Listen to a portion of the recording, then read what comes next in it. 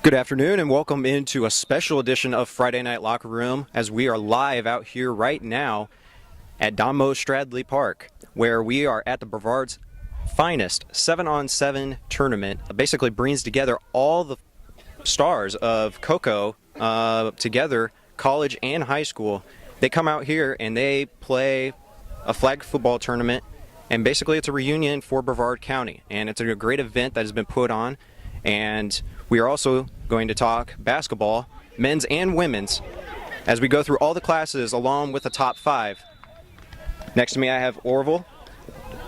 To my right I have Steve Wilson. So guys, we're going to jump right into districts before we start getting into what's going on behind us right now. But first we're going to start off with Class 2A. Steve? We're going to take a look at the first half of the season in Class 2A District 11, consisting of 5 teams.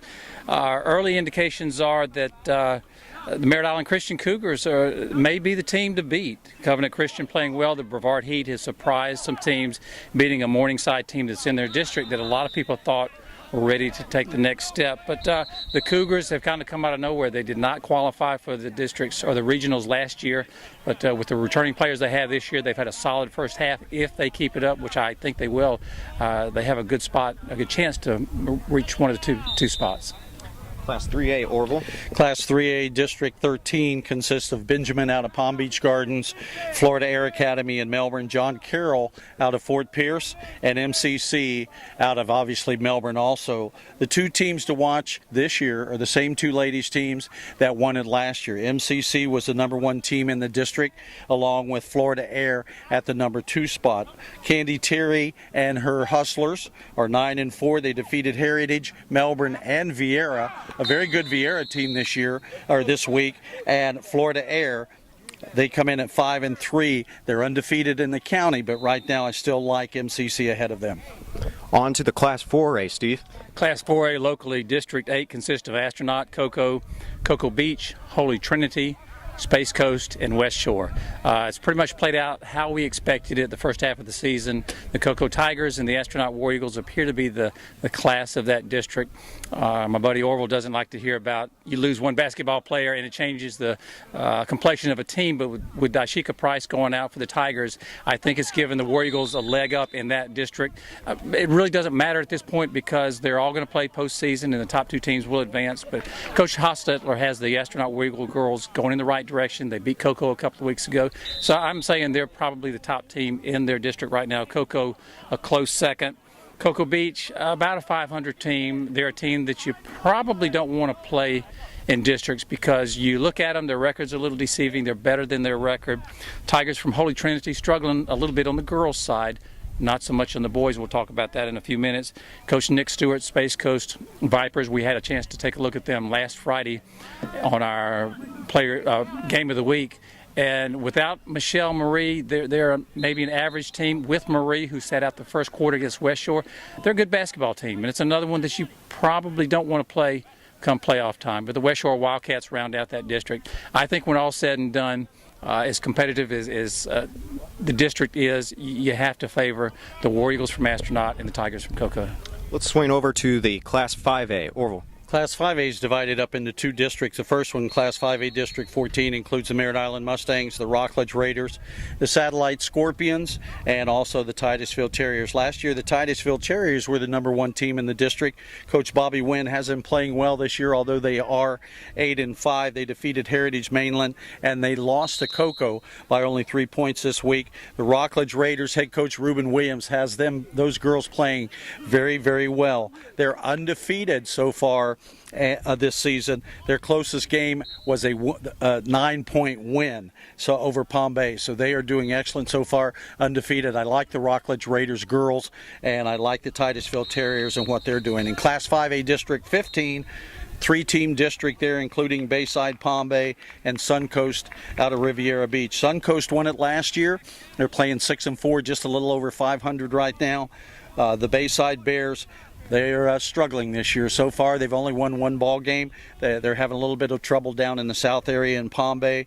The Palm Bay Pirates, just under a 500 team. So right now, Suncoast in the District 15, they're doing a great job. They're setting atop the district, but you never know what's going to shake out. And the good thing about high school sports, except football, you play all year just to seed in district. So those three teams still have an opportunity to be a district champion and runner-up. But that's Class 5A, District 14 and 15. Let's switch it up to Class 6A, Steve. Class 6A locally, District 7 is a 4-team district. There are 2 local teams, 2 out-of-area teams, the Heritage Panthers and the Old Galley Commodores locally, the Edgewater Eagles, and East River from the Orlando area. You have to give the legs up at this point to the Edgewater Eagles. Only lost 2 games through the first half of the season, 1 to Jones out of Orlando, 1 to Colonial, 2 of the top teams in Central Florida. They have defeated the local Brevard County teams, Old Galley and Heritage.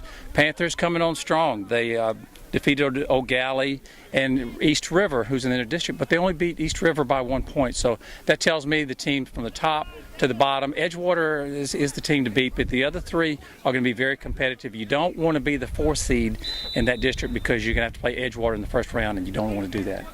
Absolutely not. And last but not least, let's head it over to Class 7A. The reason it's last but not least, we do not have an 8A in this area here. So 7A is the largest schools that we have. And Class 7A District 12 consists of 4 teams: Martin County, the Melbourne Bulldogs, Sebastian River Sharks, and the Vieira Hawks. Last year, the Vieira Hawks and Martin County duked it out for the number 1-2 spot. Martin County come up a little short. Vieira and head coach Jamie Reisberg won the district last year in that division. Right now, I still like the Vieira Hawks for what they're doing in that classification. They're 9-5 right now. The Melbourne Bulldogs 8-8. So those 2, I think, again this year will kick it around and get into the district play as the number 1 and 2 seed for the district tournament. Well, that was taking a look at the classes in the women's division. Right now, we are going to go to the top 5 for the women's. We'll start off with Steve. Steve, who's your top 5? Well, I'm going to have Orville listen closely because this is a true top 5. He seems to struggle with that in that category. But I have it actually a top 10. I have a top 5, and I have a group of honorable mention teams that are well deserving, and then 2 that are knocking on the door is honorable mention. So we'll start with them first. I have the West Shore Wildcats. We had a chance to watch them the other night. They're a good basketball team. I have the Heritage Panthers. Both of those teams knocking on the door as an honorable mention. Now, honorable mention girls top 5, the Astronaut War Eagles. They're playing well. They're playing solid. Coach Hostetler's team is better now than they were at the beginning of the year, and they started 6-0. But on the court, they're improving. The Cocoa Tigers, once Price returns, they'll jump back into the top 5. They're right on the outside as we speak. The Melbourne Bulldogs knocking on the door as well. Top 5 this week, checking in at number 5, Coach Risberg's Vieira Hawks. Have probably lost a few more games than some expected, but they're still one of the top 5 teams in Brevard County. Coach Candy Terry's MCC Hustlers checking in with number 4. Had a chance to see them 2 weeks ago. They're solid. They rebound well. They shoot well. They play great defense. I'm not so sure they're better than that, but that's where we have them. As I speak, I have the Rockledge Raiders, Orville, checking in at number 3, and I can see he's fudging just a little bit. The Raiders at 3. I know they're great. They haven't lost a basketball game. They've been blowing teams out, but let's wait till they check in at my number 1 team, and I'll talk about that in just a minute. Titusville Terriers are at number 2, even though Rockledge edged the Terriers a couple of weeks ago. There were some circumstances around that game, but number 1 team in the county, still without question, the Falcons from Florida Air Academy. Well, Orville, what did you think about Steve's top 10? Well, you know, first off, it is supposed to be a top 5, and he's created a top 5 plus 5 or 6 or whoever else I want to throw in there. But I'm going to take a page from Steve's book this week and add a couple of them myself if I can. Oh, no. Just for lack of, you know, he only does that and goes to the top 10 to get more airtime. So now I'm trying to catch up with him to get a little bit more airtime. But I've got 2 teams at number 5, and that's MCC at honorable mention, and I've got the Vieira Hawks and head coach Jamie Reisberg. I've got the Hawks there. Now, Steve mentioned that we watched MCC play the other day, and we did. they moved the ball well. They shot well. Unfortunately, they were not playing a team that I think that you could really look at MCC and say they're going to be a real good ball team. And on the boys' side, the same thing happened. The boys won by 40 points, I think. So we didn't get a good gauge at that. We got to see a lot of good athletes, both the boys and the girls, and we got to see a lot of good shooting and ball movement. But I've got MCC and Vieira at number 5. At number 4, I got the Cocoa Tigers. They dropped down one just because they've lost a couple games, and I'm starting to agree with Steve Moore. When you only put 5 people on the floor and your big person is hurt, it's got to hurt your game. And I understand that. It's not like football where you got 11 out there. One guy is not going to make that much difference. But one person inside, especially one that scores a lot of points, gives you an opportunity not to play your best team ball. So I have to agree with Steve on that. Number 3, I got the Florida Air Falcons. Well, sometimes bad things rub off on me, and I really can't do anything about it. I just accept it and try to move on. But number 3, I've got the Florida Air Falcons. Steve, I think's got them at number 1. It shows that he's not paying a lot of attention to what's going on in the basketball world. Titusville Terriers, he's got them, number 1, Steve, did you say? Florida number 2. I have the Titusville Terriers at number 2 also, and I've got the Rockledge Raiders at number 1. The Rockledge Raiders, 14-0 so far. They have not been beaten. And like I said earlier, 9-point win is the smallest win they've had all year. Reuben Williams and the Rockledge Raiders are playing great ladies basketball. Look for them to go a little bit further into the season before they face a big test and lose a ball game. So he gave the Vieira Hawks football team no respect all year long, did not lose the game during the regular season, but now all of a sudden a basketball team doesn't lose a game and they're the best team in the country. So you can't have it both ways. Well, and here again, my whole statement during football season when you had Vieira Hawks at number 1 was they haven't played anybody. Wait till the playoffs. Their first playoff game, they gave up 56 points and didn't score any. I rest my case, Your Honor.